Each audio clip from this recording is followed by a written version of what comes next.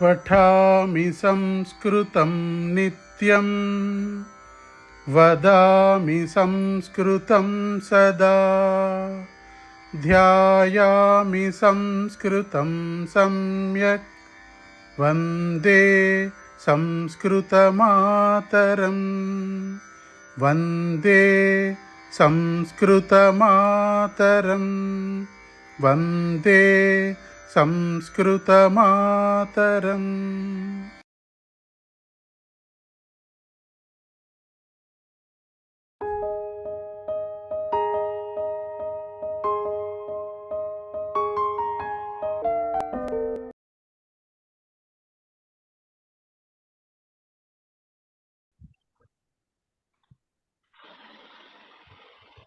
महोदय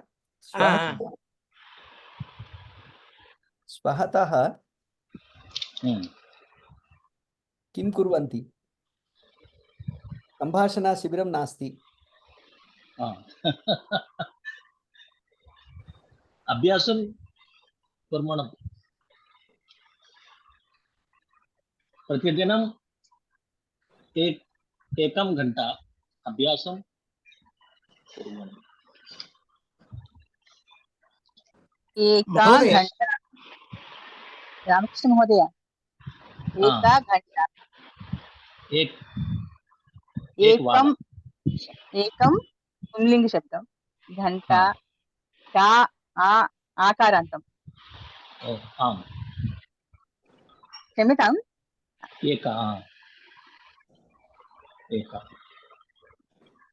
क्षम्यताम्।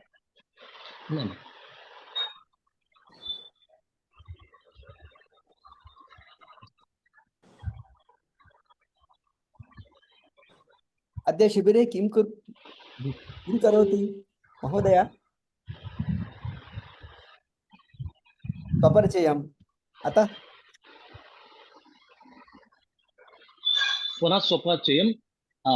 अतः अहं मम नाम रामकृष्णरावस्य। अहं भाग्यनगरे मणिकण्डप्रदेशे वसामि।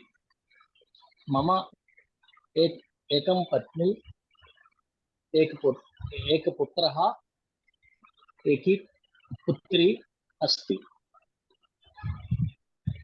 मम पुत्रः मुम्बै नगरे वसति।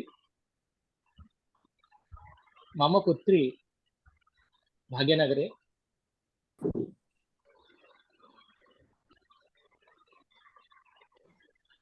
वसति। अस्तु अस्तु। कृष्णवेणी महोदय, नमस्कारः।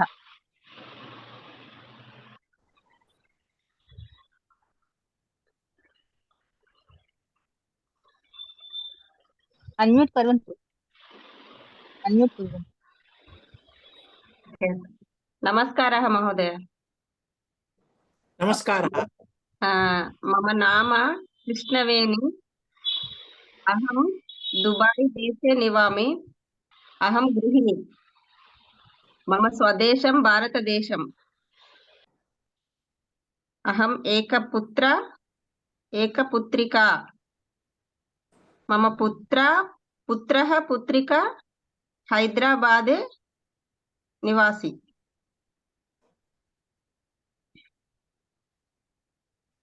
वसन्ति भाग्यनगरे भवत्याः पुत्रः पुत्रिका किं करोति? पठनं वा उद्योगं? पठनं करोति। पुत्रस्य पुत्रः न?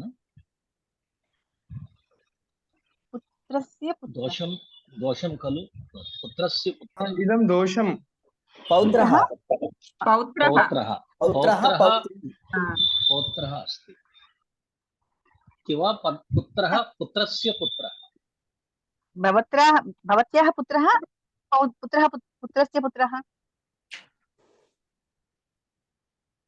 कृष्णमणि महोदय, पौत्रः महोदय, मल्लेश्वर महोदय, भवत्याः पुत्रः पुत्री वा? पुत्री मम पुत्रः पुत्रिका। पौत्रः किं वदति? पुत्रस्य पुत्र अवगतं अवगतं। पुत्रस्य पुत्री पौत्री पुत्रस्य पुत्री पौत्री पौत्री।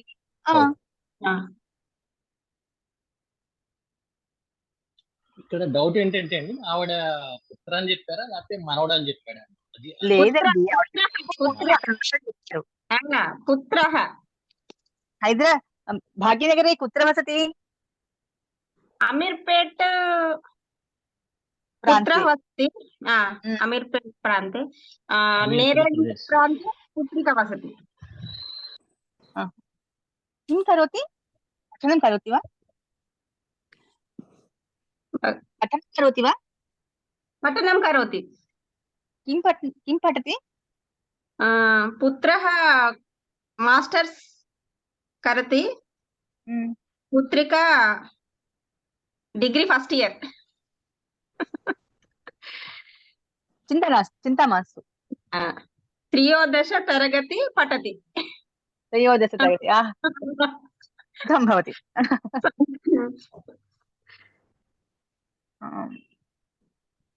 दुबै देशे अपि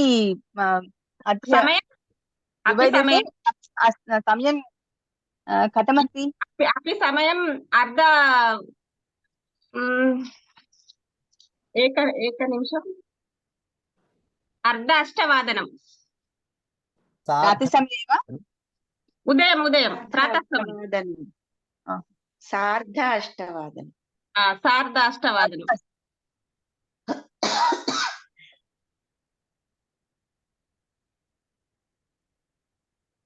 भवत्याः अपि भाषणं करोतु। भाषणं करोतु, शुद्धं वा अशुद्धं वा चिन्ता मास्तु। अन्नपूर्णा महोदये कथमस्ति? नमस्कारः महोदये, मल्लेश्वरी महोदये। अहं सम्यक् अस्मि। भवती कथमस्ति? बहु समीचीनमस्ति, बहु सन्तोषमस्ति। 10 दिनशिबिरं द्विवारं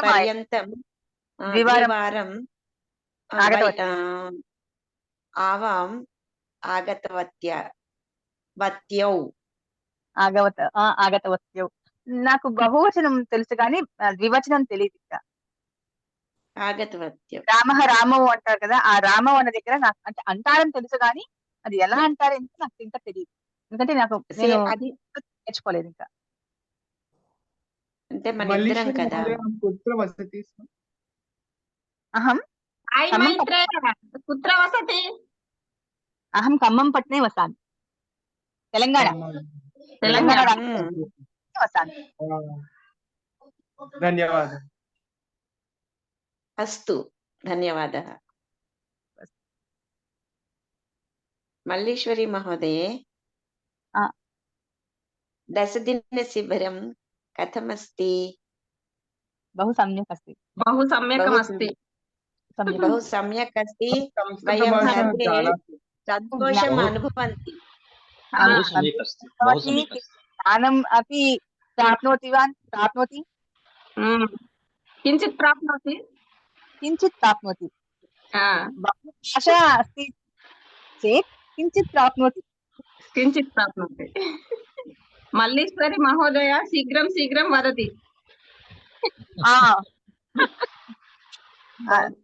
अहं न वदति शीघ्रं।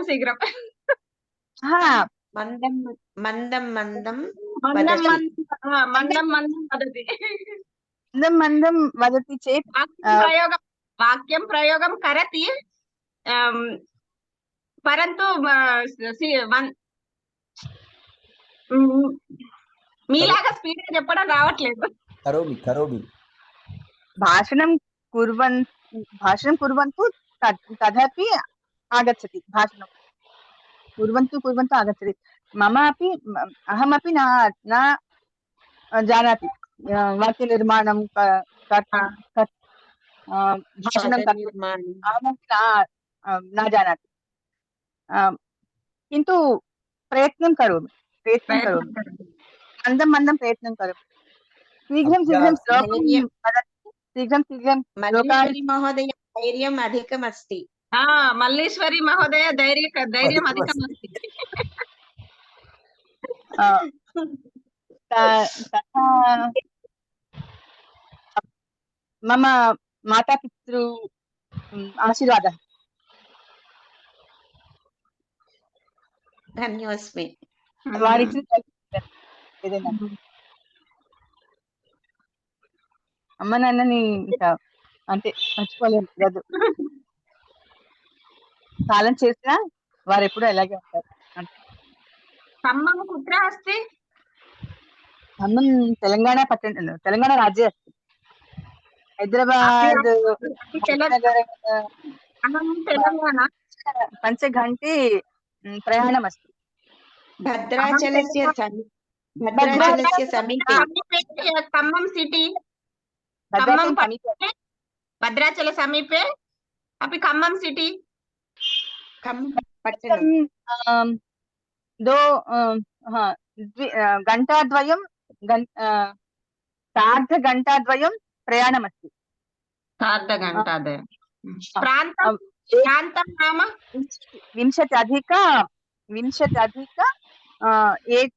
100 किलोमीटर दूरमस्ति खम्मं भद्राचलं నామ ప్రాంతం నామ కిం खम्मं अर्बन् అర్బన్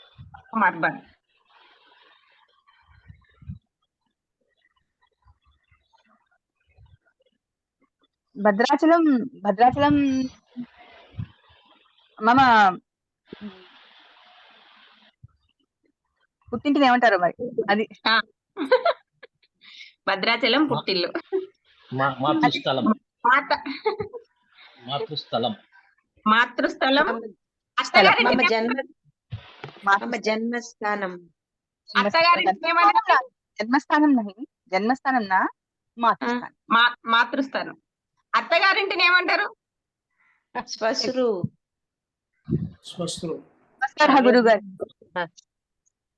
నమస్కారం మూర్తి మహోదయ నమస్కారः గురుగారు నమస్కారం దశ పూర్వేషాం దశాపరేషాం సర్వేషాం పితॄణాం అలాగా 10 తరాల ముందు 10 తరాల తర్వాత పితృదేవతల ఆశీర్వాదం మనకు ఉంది.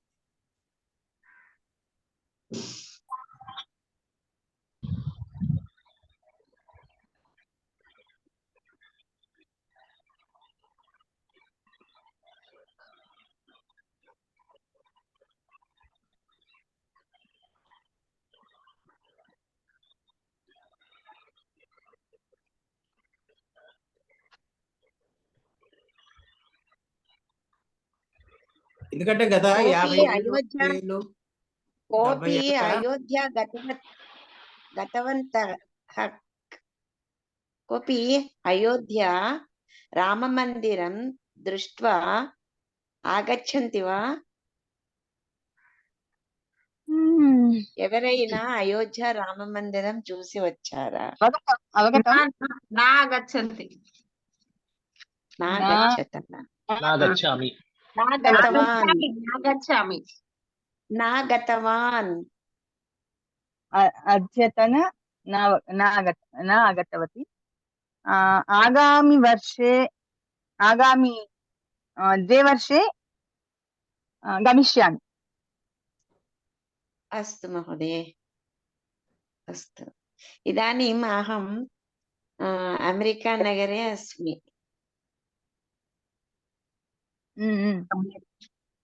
स्मरति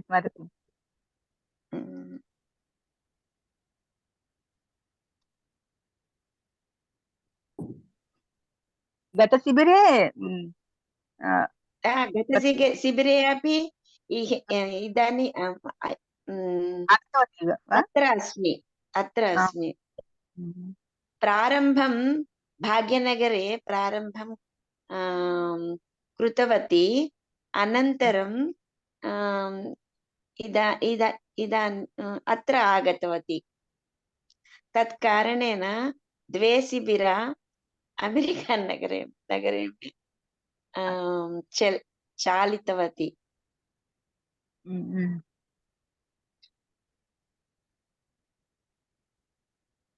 परन्तु समयः भेदः अस्ति। इदानीं 9:30 रात्रिः। रात्रिकाले तत् रात्रिसमयः। तत्र 10:00 अहं चिन्तयामि 10:00 कः समयः तत्र? यत्र अत्र दशवादनं। सर्वेभ्यो नमस्कारः। नमस्कारः। नमस्कारः। अस्तु। सर्वेभ्यः